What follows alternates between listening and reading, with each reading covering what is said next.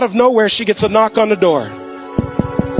When my mom opens up the door, the gentleman on the other end, he hands my mom these legal documents. She starts flipping through the pages, and then she realizes that the property is going to foreclosure. She picks up the phone and she calls them up. And she goes, "Hello? Oui, this is Marie. Yes, I received the papers in the mail. It says that the property is going to foreclosure. But I don't understand. Every month I pay the landlord on time. Every month I pay him. I don't understand why the property is going to foreclosure." The lady on the line could tell that my mom sincerely did not understand what was going on. She said, "Oh, Marie, even though you've been paying the landlord money every single month on time, the landlord has a mortgage. The mortgage is attached to the property.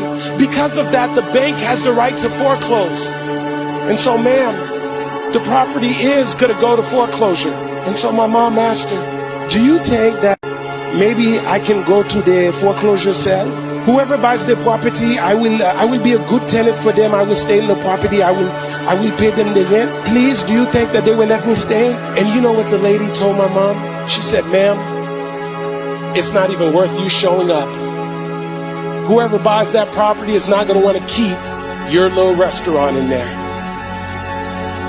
So my mom is devastated. She's like, "This is how I take care of my two boys. I got all my life savings into this property."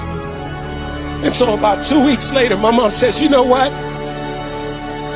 I know that sometimes you don't just have to listen to what people tell you." My mom shows up to the foreclosure sale.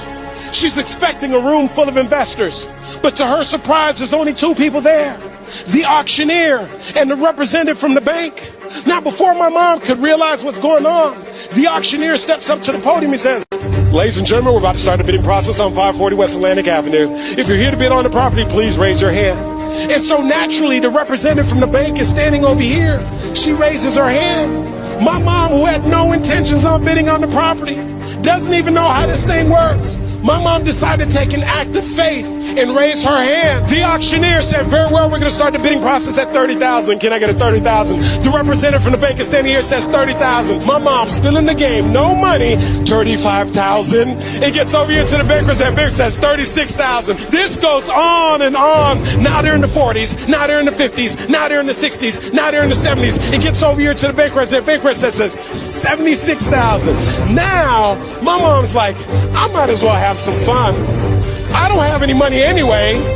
We must be playing with some Monopoly money." And so my mom, attitude and all, my mom goes, 76,500. The representative from the bank is standing here with a clip pad. She picks up the clip pad and she says nothing. The auctioneer's got to keep the process going. He goes 76,500 going once, no answer. He goes 76,500 going twice, no answer. He goes 76,500 sold to who? My mom, the woman who had no intentions on bidding on the property. And so my mom is excited she won the bid. And then she's like, "Wait a second, I actually have to have the money." And so they told her, "You got 30 days to come up with the money." And so my mom would go home. She'd pull out a notepad and she'd start writing down the names of all of her friends and all of her family members, one by one. And she would call them up and tell them the story. Some would lend her 1,000. Some would lend her 2,000. Some would lend her 3,000. Some lend her 4,000. Some lend her 5,000. And she's 3 days away. And she's still $30,000 short. My mom's thinking, maybe this isn't meant to be. And then her telephone rings.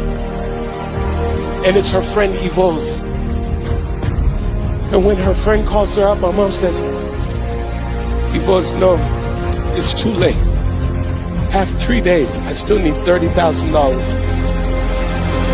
Yvonne said, "No, Marie, listen. I know you've been calling us. But me and my husband, we've been saving up money to buy a house. We heard you call us. We heard the voicemails. Right now, we've saved up $30,000. We prayed about it. We talked about it. And we want to lend you the $30,000. So my mom would go and get the money from Yvonne's and all of her friends and all of her family members. And she would drive over to the bank and get a cashier's check. She would get back in the car, drive up to Palm Beach, look at that big, thick cashier's window with the little hole at the bottom. My mom would probably take that cashier's check and slide it through the little hole. And that day, my mom went from being the tenant to being the landlord, all because she was willing to show up. And so here's what I say to you. There are going to be times that you're going to be wondering, why should I keep showing up and working my business? Why should I keep picking up the phones and making the phone calls?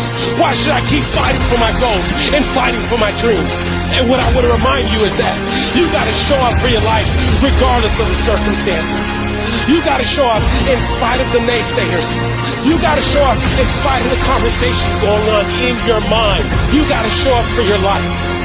Because if you don't,